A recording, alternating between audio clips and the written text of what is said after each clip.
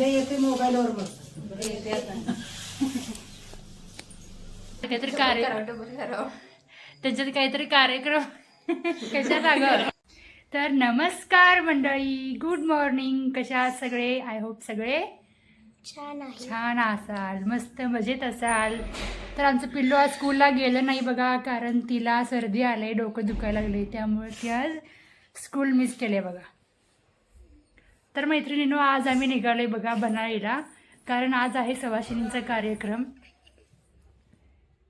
आमच्या चुलत सासूबाई आले त्या मंगळवेढ्यातून, तर त्यांचा आज सवाशिणीचा कार्यक्रम आहे बघा. वनशंकरीच्या सवाशिणी आहेत त्यामुळे आता जायचं आहे, बनवायचं आहे. अजून गेल्यावर चालू असेल त्यांचं, डाळावर शिजवले असतील त्याने आता, आणि गेल्यावर तर बनवायचं वगैरे. 5 सवाशिणी जीव घालायचं आहे, आणि आम्ही सुद्धा घालणार आहे बरं का सवाशिणी.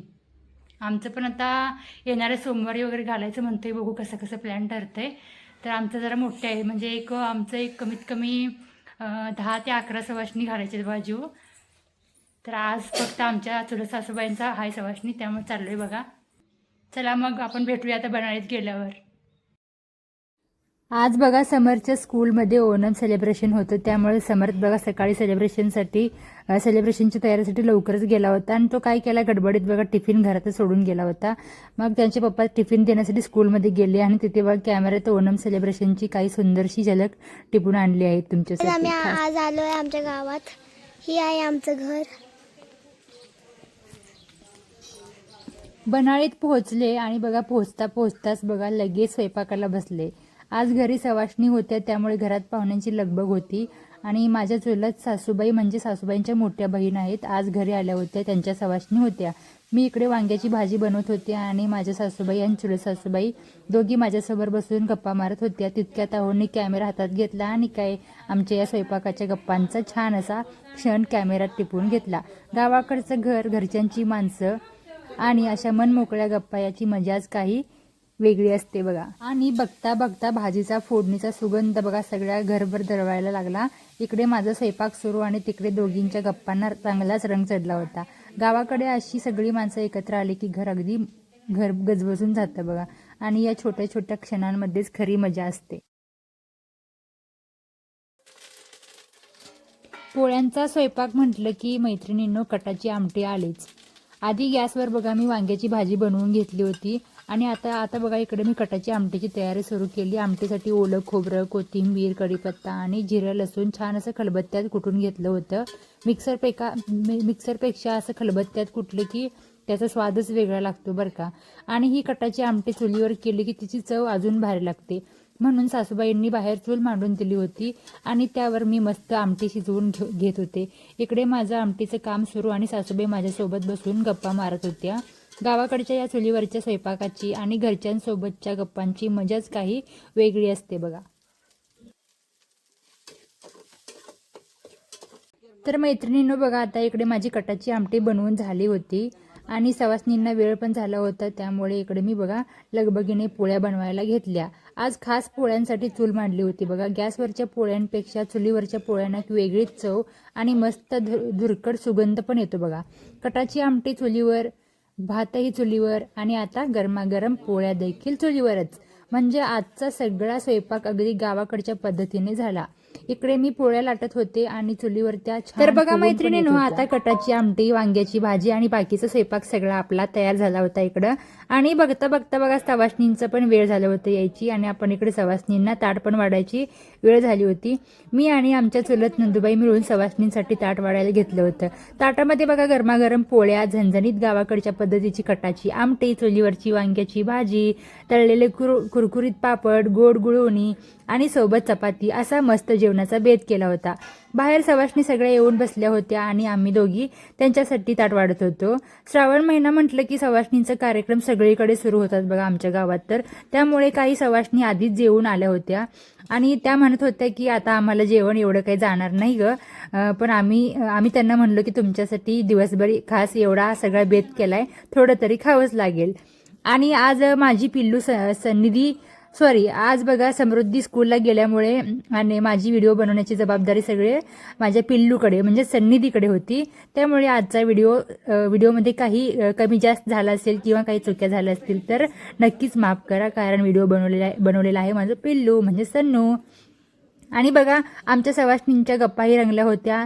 त्या आमच्या सन्निधीला म्हणत होत्या की व्हिडिओ बनव बाळा बनव, उद्या व्हिडिओमध्ये आम्हाला बघायला मिळेल. त्यांनाही आता माहीत होतं की आम्ही ब्लॉग बनवतो आणि आजचा हा सुंदर दिवस उद्या व्हिडिओमध्ये सगळ्यांना बघायला मिळणार आहे. अशा गप्पा, हसणं, प्रेमानं वाढलेलं जेवण आणि घरातली सगळी माणसं एकत्र आली की कार्यक्रमाला खरी रंगत येते बघा. गावाकडच्या या साध्या सोप्या क्षणांमध्येच खरं समाधान आणि आनंद दडलेला असतो. आणि अशा सुंदर वातावरणात आमचा आजचा सवाष्णींचा कार्यक्रम अगदी छान पार पडला बघा. मोबाईलवर मग.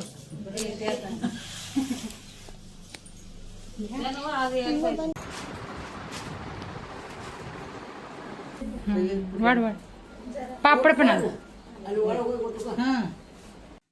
सवाष्णींचा कार्यक्रम अगदी छान पार पडलं आणि त्यानंतर बघा आता आम्ही सगळे घरातले जेवायला बसलो. सगळ्यांचं जेवण झालं की आवराआवर करून आम्ही आता जतला निघणार होतो. गावाकडचा आजचा दिवस मस्त गप्पा, स्वयंपाक आणि सगळ्यांसोबतच्या आनंदात गेला. आता बघूया जतलं जाताना पुढे काय काय होतं. तर मंडळी बघा, बनाळीला जाऊन आलोय घरी आता, आणि घरी आल्या आम्हाला जेवणासाठी आमंत्रण आलंय बघा. तर आमच्या कॉलनीतल्या दूधवाल्या काकांनी आमंत्रण दिलं होतं कालच बघा. तर त्यांच्या घरी बघा काहीतरी कार्यक्रम आहे. आता काय कार्यक्रम आहे काय माहीत नाही, त्यांनी फक्त संध्याकाळी आज जेवायला एवढंच बोलले होते काल.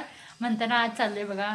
इकडे जिया, श्रेया आहे आणि त्यासोबत आपले शेंगदाण्याचे चक्की बनवणारे आजी पण आहेत बघा. तर चाललोय आम्ही सगळे. चला आता आम्ही जाऊन आल्यानंतर भेटू. तिकडचा व्हिडिओ घेतलो नाही असं आहे, कारण पहिल्यांदा चाललो ना त्यांच्या घरी आम्ही.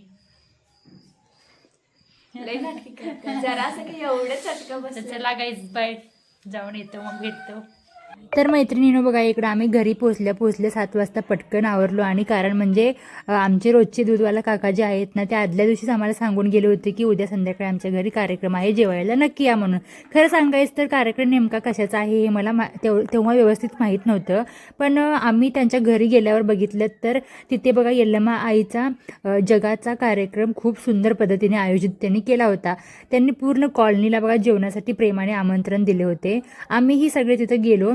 आधी यल्लमा आईचं मनोभावे दर्शन घेतलं, त्यानंतर प्रसाद म्हणून आम्हाला आधी प्यायला दिलं आंबील. तर ह्या कार्यक्रमासाठी बघा आंबील अगोदर प्रसाद म्हणून सगळ्यांना प्यायला देतात. आणि नंतर आम्ही जेवायला बसलो. जेवणाचा बेतही अगदी मस्त होता बघा आज.